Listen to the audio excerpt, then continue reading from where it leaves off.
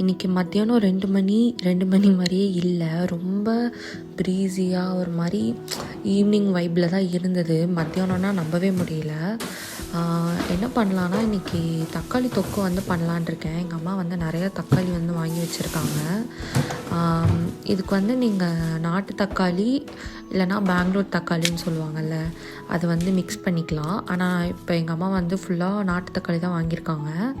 இதுவே ஆல்ரெடி நல்லா புளிப்பாக இருக்கும். ஸோ நான் வந்து புளி எதுவும் சேர்த்துக்கல. இந்த ரெசிபி வந்து ஆன்லைன்லேருந்து தான் நான் சுட்டேன். ஸோ வந்து இந்த மாதிரி ஆன்லைன் ரெசிபிலாம் பார்த்து நான் எழுதி வச்சுருவேன் டக்குன்னு. என்னோடய குக் புக் மாதிரி ஒன்று மெயின்டைன் பண்ணுறேன். ஸோ இதுதான் ரெசிபி. நீங்கள் ஸ்க்ரீன்ஷாட் எடுத்து கூட நீங்கள் ஃபாலோ பண்ணிக்கோங்க.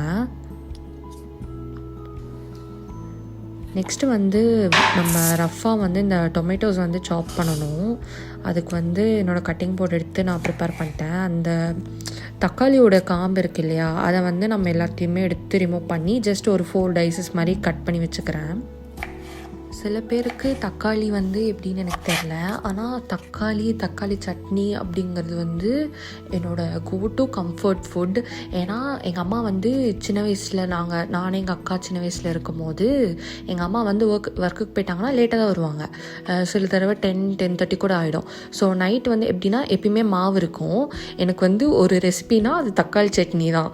அது வந்து டக்குன்னு என்னென்னா மிக்சியில் போட்டு அரைச்சிட்டு டக்குன்னு அந்த தக்காளி சட்னியை வந்து தாளித்து கொட்டிட்டு சுண்டை விட்டேன் அப்படின்னா இன்ஸ்டன்ட் தக்காளி தொக்கு சட்னி அது எப்படி வேணாலும் வச்சுக்கலாம். அது வந்து எல்லாத்துக்குமே ஒரு சூப்பரான ஒரு டிஷ் மாதிரி.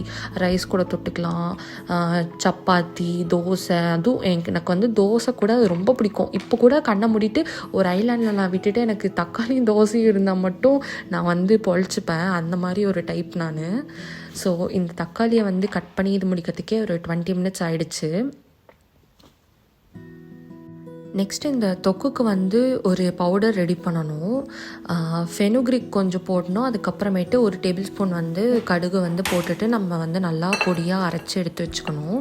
பொடி அரைக்கும் போது தண்ணியெலாம் மிக்சியில் எதுவும் இல்லாமல் பார்த்துக்கோங்க. இல்லைனா அது வந்து ஒரு மாதிரி நம்மளுக்கு பவுட்ரியாக கிடைக்காது, ஒட்டிக்கும். எல்லாமே இந்த இன்க்ரீடியண்ட்டுக்கு தண்ணி கொஞ்சம் கம்மியாக தான் இருக்கணும். அப்போ தான் நம்மளுக்கு நிறையா நாள் வரும். ஸோ இதை வந்து இந்த மாதிரி நல்லா அரைச்சி வந்து நம்ம எடுத்துக்கலாம். செகண்ட் மெயின் இன்க்ரீடியண்ட் வந்து நம்மளுக்கு வந்து பூண்டு வந்து நான் ஒரு 20 பல் ஆர் அப்ராக்சிமேட்டாக வந்து ஒரு 2 இது பூண்டு எடுத்துக்கோங்க. பூண்டு வந்து நம்ம வேணும்னா போட்டுக்கலாம். ஆனால் பூண்டு ஃப்ளேவர் உங்களுக்கு ரொம்ப பிடிக்கும் அப்படின்னா கண்டிப்பாக ஸ்கிப் பண்ணாமல் போட்டுக்கோங்க. ஸோ 20 பல் பூண்டு, கொஞ்சம் காஷ்மீரி சில்லி, கொஞ்சமாக நம்ம நார்மல் சில்லி, அதுக்கப்புறம் நம்ம சாப் பண்ணியிருக்கிற இதெல்லாம் வந்து போட்டு நல்லா கிரைண்ட் பண்ணிக்கலாம். நான் வந்து பேட்சாக கிரைண்ட் பண்ணேன். ஏன்னா அவ்வளோ குவான்டிட்டி வந்து ஒரே தடவை அரைக்க முடியாது. ஸோ போட்டுட்டு கொஞ்ச நேரம் நெக்ஸ்ட் பேட்சில் வந்து இன்னும் கொஞ்சம் தக்காளி போட்டு ஃபுல்லாக கிரைண்ட் பண்ணி நம்ம போட்டாச்சு. ஆனால் இந்த மிக்சிலாம் இப்போ இருக்குது. முன்னாடிலாம் எப்படி இதெல்லாம் பண்ணிகிட்டு இருந்தாங்கன்னு அவ்வளோ நேரம் உட்காந்து ஆட்டுக்கல் ஆட்டினா ஐயோப்பா நினச்சாலே வந்து இதாக இருக்குது. ஸோ நெக்ஸ்ட்டு பேன் வந்து ஹீட் பண்ணிவிட்டு இதுக்கு வந்து நல்லெண்ணெய் 2 குழிக்கரண்டி எண்ணெய் வந்து போட்டுக்கிறேன். இந்த இதுக்கு கொஞ்சம் அதிகமாக தான் தேவைப்படும். ஏன்னா அப்போ தான் வந்து கெடாமல் நம்ம ரொம்ப நாள் வந்து எச்சு யூஸ் பண்ண முடியும்.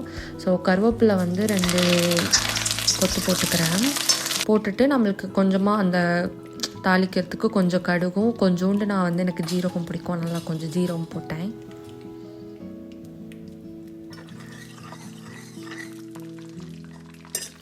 அவ்வளோதான். நெக்ஸ்ட்டு நம்ம அரைச்சி வச்சுருந்த டொமேட்டோ அண்ட் கார்லிக் பேஸ்ட் வந்து நம்ம போட்டு நல்லா கலந்து விட்டுக்கலாம்.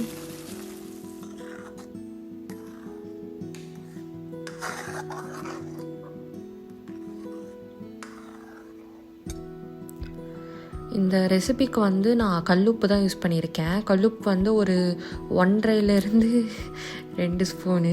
எனக்கு இது சொல்லி இருக்கும் போது இந்த இரிட்டேட்டிங்கான ஸ்டேட்மெண்ட் ஒன்று இருக்கும் இல்லையா, உப்பு தேவையான அளவு, அதுதான் ஞாபகம் வந்துச்சு.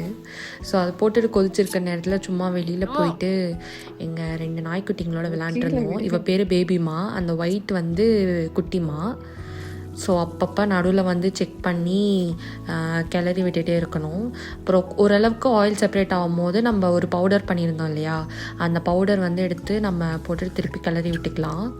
இன்னும் கொஞ்சம் நேரம் இது நல்லா நம்மளுக்கு கொஞ்சம் சுண்டி வரும். ஸோ இந்த மீன் டைம் நான் ஒரு டீ போட்டு ஜாலியாக வெளில உட்காந்து வேடிக்கை பார்த்துட்டு இருந்தேன். அப்புறம் வந்து இவ பேர் பொடி மாஸ், இவ அடிக்கடி எங்கள் வீட்டுக்குள்ளே வந்து கொஞ்சிகிட்டு இருப்பா. அப்புறம் நம்மளோட தொக்கு வந்து லிட்டலி ரெடி ஆகிடுச்சு. உங்களுக்கு பார்த்திங்கன்னா தெரியும், நல்லா சுண்டி ஒரு மாதிரி நல்லா திக்காக தொக்கு கன்சிஸ்டன்ட்டிக்கு வந்துடுச்சு. இதை வந்து நம்ம கிளாஸ் ஜாரில் வந்து ஸ்டோர் பண்ணிக்கோங்க. பிளாஸ்டிக்லலாம் ஸ்டோர் பண்ண வேணாம். ஏன்னா ரொம்ப நாள் வந்து அதை யூஸ் பண்ணுறோம் அப்படின்னா அந்த பிளாஸ்டிக்கோடலாம் மைக்ரோ பிளாஸ்டிக்லாம் நம்மள ஃபுட்டில் வந்து கலக்கும். ஸோ முடிஞ்ச அளவுக்கு ஸ்டீல் இல்லை கிளாஸ் கண்டெய்னர்ஸ் ப்ரிஃபர் பண்ணுங்கள். ட்ரை ஐட்டம்ஸ் மட்டும் வேணால் பிளாஸ்டிக்கில் வந்து ஸ்டோர் பண்ணுங்கள், வேறு வழியே இல்லை அப்படின்னா.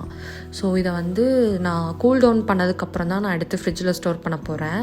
ஸோ இது வந்து ஃப்ரிட்ஜில் வந்து செகண்ட் கண்டெய்னர் மாதிரி. இது வந்து இப்போது உடனே வந்து யூஸ் பண்ணதுக்கு நான் இது வெளியிலே வச்சு யூஸ் பண்ணிக்குவேன். ஸோ நம்ம தொக்கு வந்து சக்ஸஸ்ஃபுல்லி ரெடி.